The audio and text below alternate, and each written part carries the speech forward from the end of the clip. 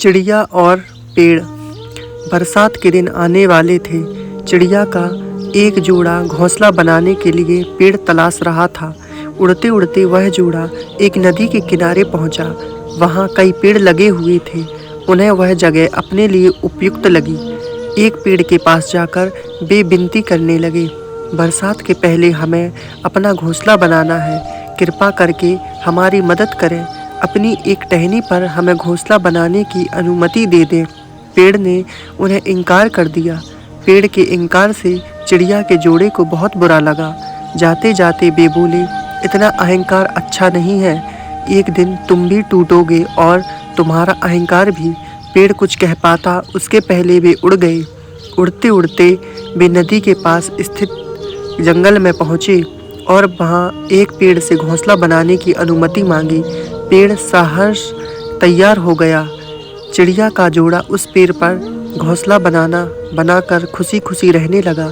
बरसात का मौसम आ गया, लेकिन अब वे दोनों अपने घोंसले में सुरक्षित थे। एक दिन आंधी तूफान के साथ घनघोर बरसात हुई और वह पेड़ टूटकर गिर गया, जिसने चिड़िया के जोड़े को अपनी शाखाओं पर घोंसला बनाने की अनुमति नहीं दी थी। तूफान थमा और बरसात बंद हुई तो चिड़िया का जोड़ा नदी के पास पहुंचा। वहां उन्होंने उस पेड़ को नदी की तेज धार में बहते देखा। वे दोनों बहुत खुश हुए और पेड़ से बोले, हमने कहा था ना कि एक दिन तुम भी टूटोगे और तुम्हारा अहंकार भी। आज वो दिन आ गया। ये तुम्हारे कर्मों का फल है। पेड़ ने कहा, तुमने मुझे गलत समझा था। मैं पहले से जानता था कि मैं टूट जाऊंगा।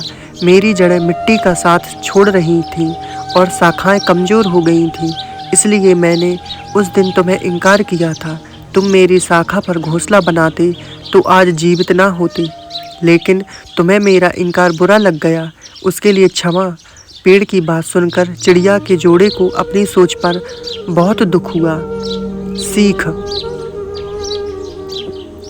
दोस्तों, कई बार जीवन में हमारे इनकार का सामना करना पड़ता है। जाहिर है, इनकार सुनना किसी को पसंद नहीं। इनकार से हमारी भावनाएं आहत होती हैं और उस समय हम सिर्फ अपनी भावनाओं के बारे में सोचते हैं।